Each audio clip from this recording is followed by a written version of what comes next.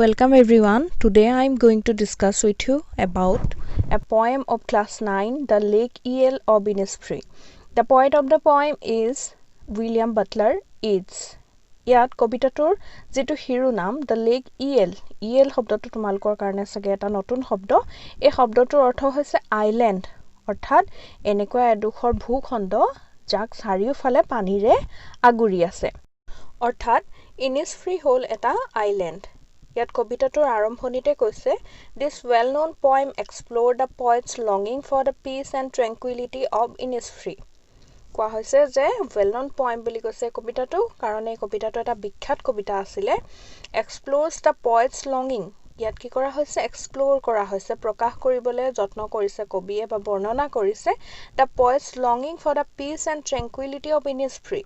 এই Innisfree নামৰ যেটো দ্বীপ আছিলে সেই দ্বীপটোৰ যি শান্তময় পৰিবেশ peace and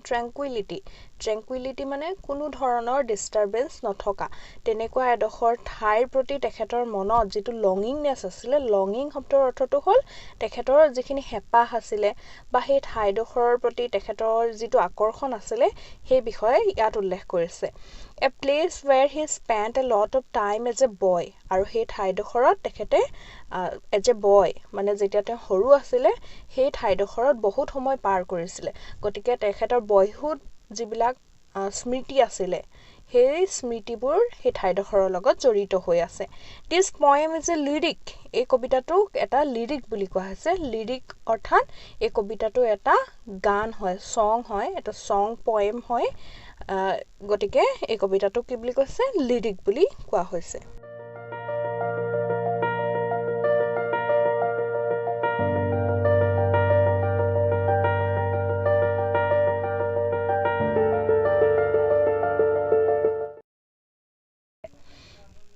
এতিয়া তেনেহলে কবিতাটো চাও ইয়াত কৈছে I will arise and go now and go to Innisfree and a small cabin built there of clay and wattles made 9 bin rows will I have there a hive for the honeybee and live alone in the bee loud glade I will arise মানে মই উঠিম এতিয়া মানে থিয় হোৱা বা হুৱাৰ পৰা উঠা এনেকুৱা বুজাইছে and go now আৰু মই যাম আৰু কলে যাম বুলি কৈছে and go to Innisfree কবি শুই উঠি এতিয়া তেওঁ Innisfree লে যাব আৰু Innisfree লে গৈ তাত কি কৰিব and a small cabin built there তাত গৈ তেওঁ এটা সৰু কেবিন সৰু এটা ঘৰ সাজিব of clay and wattles made কিন্তু সেই ঘৰটো মানে তাত অত্যাধুনিকতাৰ পৰখ তাত নাথাকে কিহেৰে বনাব বুলি কৈছে clay and wattles মানে তেখেতে মাটি আৰু গছৰ ডালেৰে এটা ঘৰ সাজিব 9 bin rows will I have there আৰু তাত তেওঁৰ কি থাকিব 9 শাৰী বিন থাকিব ৰো মানে হল শাৰী 9 শাৰী বিন গছ থাকিব আৰু সেই বিন গছবোৰৰ পৰা তেওঁ মানে নিজৰ খাদ্য তাৰ পৰা প্ৰস্তুত কৰিব a hive for the honeybee আৰু লগতে তাত কি থাকিব এজাক honeybee থাকিব মৌমাখি থাকিব and live alone in the bee loud glade মানে মৌমাখি থাকিলে যেটো সাউন্ড সৃষ্টি হয় বা মৌমাখিবোৰ উৰুতে যেটো শব্দ ওলাই হেতুকে বি লাউড বুলি কোৱা হৈছে আৰু সেই শব্দটোৰ হতে তেখেতে তাত অকলহৰে বাস কৰিম বুলি কৈছে এতিয়া সেকেন্ড স্টেঞ্জাটোৰ ফালে আগবাঢ়িছো and I shall have some peace there for peace comes dropping from the veils of the morning to where the cricket sings the midnights all a glimmer and noon a purple glow and evenings full of linnets wings কি কৈছে I shall have some peace there এতিয়া আমি second স্টেঞ্জাটোত লাহেকে গম পাইছো যে তেওঁ সেই Innisfree নামৰ ঠাইডখৰলে কিয় যাব বিচাৰিছে কি কাৰণে যাব বিচাৰিছে যে তেওঁ কৈছে যে তাত তেওঁ অকনমান পিস পাব তাত অলপ শান্তি পাব মানে এতিয়া বৰ্তমান যিডখৰ ঠাইত তেওঁ আছে এতিয়া আমি গম পাইছো যে তেখেতে সেই ঠাইডখৰত শান্তি পোৱা নাই আৰু তাত কি হ'ব বুলি কৈছে for peace comes dropping slow তাত কিন্তু শান্তিটো তেওঁ একে লগতে নাপায় কেনেকৈ আহিব বুলি কৈছে comes dropping slow লাহে লাহে এটাৰ পাছত আনটো তেওঁৰ মানে জীৱনলৈ শান্তি ঘূৰি আহিব dropping from the veils of the morning to where the cricket sings কেনেকৈ আহিব বুলি কৈছে মৰ্নিংত ৰাতিপুৱা সময়ত dropping from the veils of the morning veils মানে হল এনেকুৱা এডখৰ মানে কাপোৰ খুব ধুনিয়া এডখৰ কাপোৰ য'ত কি কৰা হয় লেডিজসকলে মুখখন ঢাকি ৰাখিবলৈ মানে তেনেকুৱা কাপোৰেৰে মুখখন ঢাকি ৰাখে ঠিক তেনেকুৱাকৈ তেওঁ কি হ'ব বুলি কৈছে veils of the morning to where the cricket sings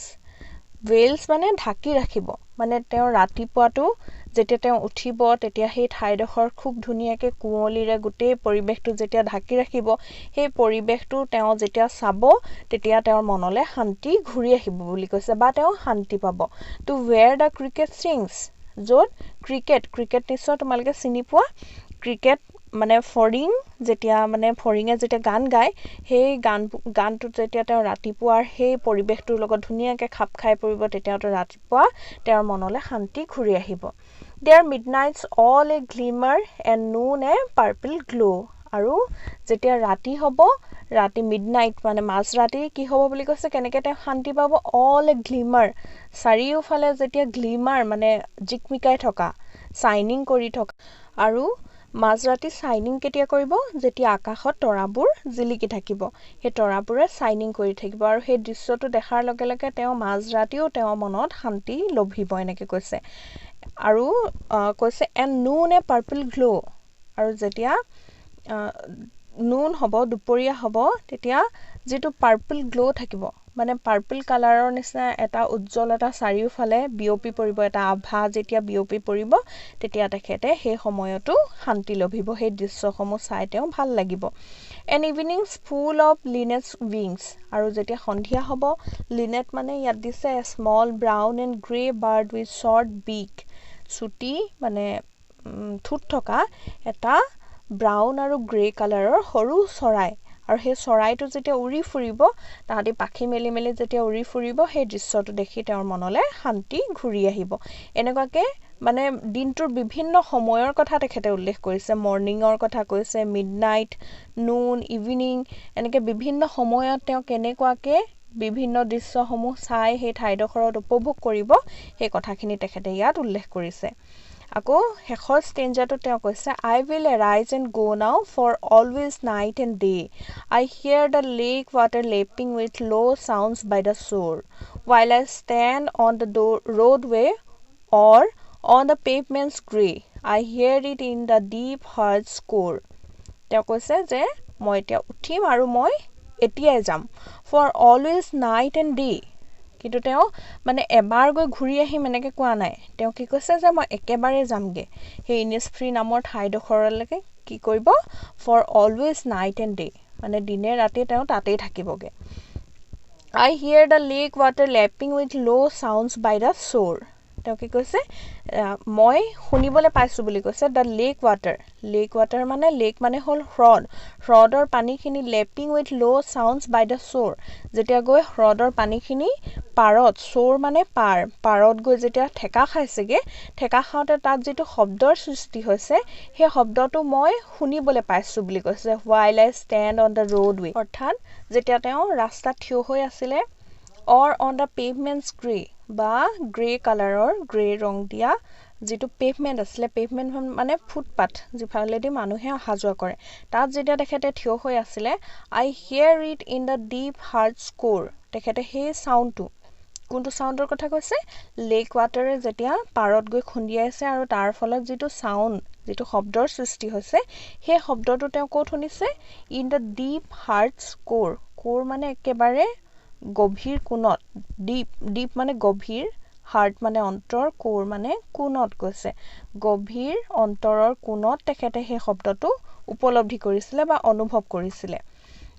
আৰু সেই শব্দটো তেওঁ কেতিয়া অনুভৱ কৰিছোঁ বুলি কৈছে যেতিয়া তেখেত ৰাস্তাত আছিলে বা পেভমেণ্টত আছিলে তেনেকুৱা এটা পজিশ্যনত যেতিয়া থাকিব তেতিয়া কি হয় বহুত হুলস্থুল হৈ থাকে চাৰিওফালে গাড়ী চলি থাকে কিন্তু সেই হুলস্থুলৰ মাজতো তেখেতে সেই শব্দটো শুনিছিলে মানে তেখেতক কি হৈছে সেই ইনিছফ্ৰী নামৰ ঠাইডোখৰে অনবৰতে মাতি আছে মানে এটা আকৰ্ষণৰ এডোখৰ ঠাই তেওঁৰ বাবে ইনিছফ্ৰী সেই কথাটোকে এই গোটেই কবিতাটোত বুজোৱা হৈছে আশা কৰিছোঁ তোমালোকে কবিতাটো বুজি পাইছা